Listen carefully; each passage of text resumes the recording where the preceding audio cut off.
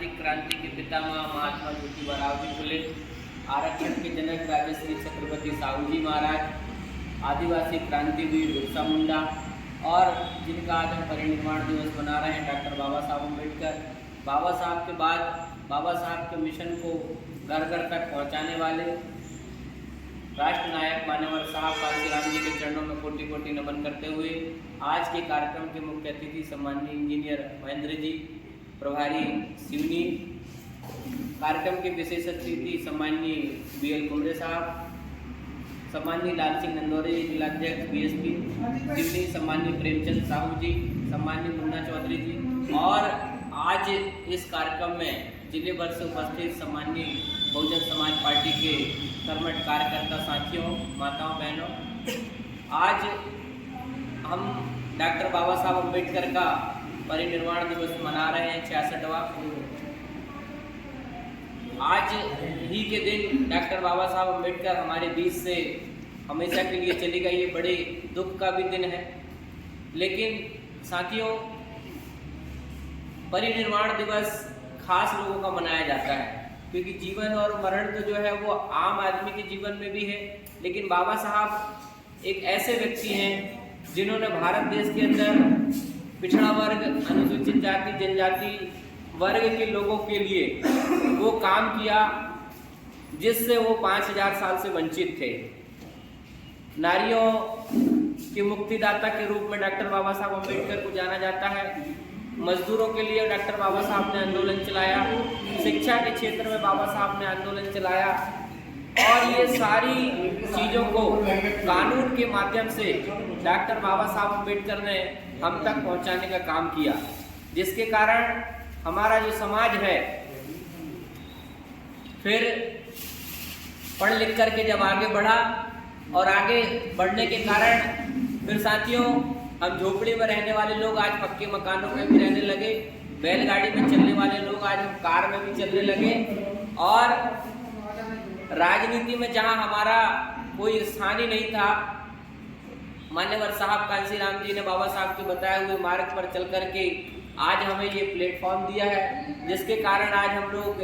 जो है संगठित होकर के पूरे भारत देश की तीसरे नंबर की सबसे बड़ी राष्ट्रीय पार्टी के कार्यकर्ता के रूप में हम लोग यहाँ पर काम कर रहे हैं और बाबा साहब से प्रेरित होकर, मान्यवर साहब कांशीराम जी से प्रेरित होकर और आदरणीय बहन कुमारी मायावती जी को अपना आदर्श मानते हुए अभी बरघाट में जो हमारा सफल कार्यक्रम हुआ, इससे साथियों एक बात तो है कि अगर हम लोगों ने सही तरीके से जमीन में काम किया तो कोई भी लक्ष्य जो है ऐसा नहीं जहां तक हम ना पहुंच पाए, क्योंकि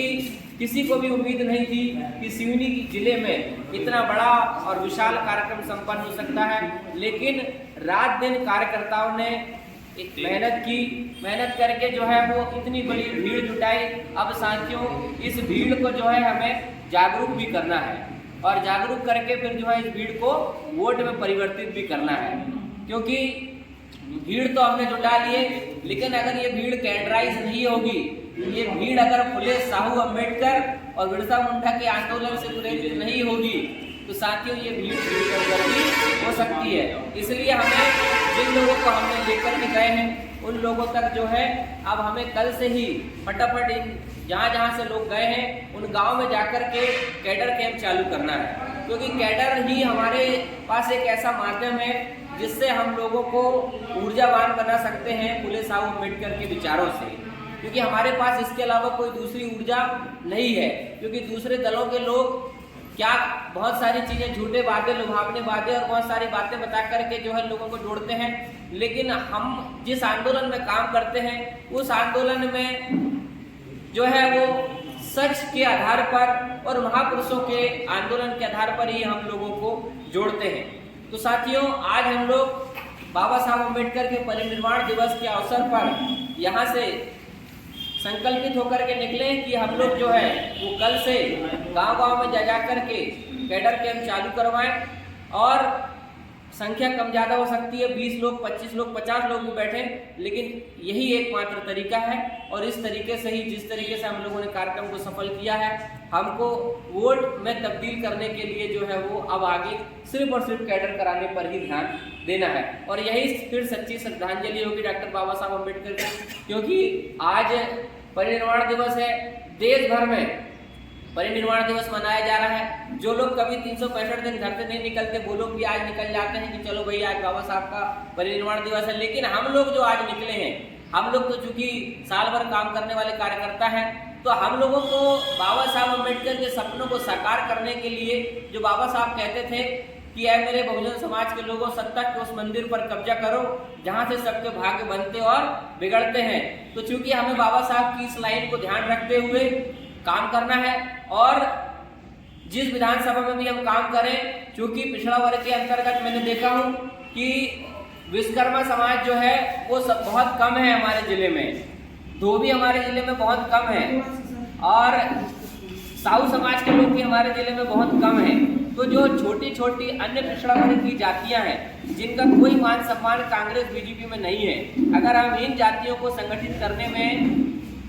और इन जातियों के लोगों तक फुले साहब अम्बेडकर के विचारों को पहुंचाने के लिए काम करते हैं तो जरूर हम लोगों को सफलता मिलेगी, जिस तरीके से अभी सफलता मिली है। बस इतनी बात रखते हुए मैं अपनी वाणी को विराम देता हूँ। धन्यवाद। जय भीम, जय भारत, जय बहुजन समाज।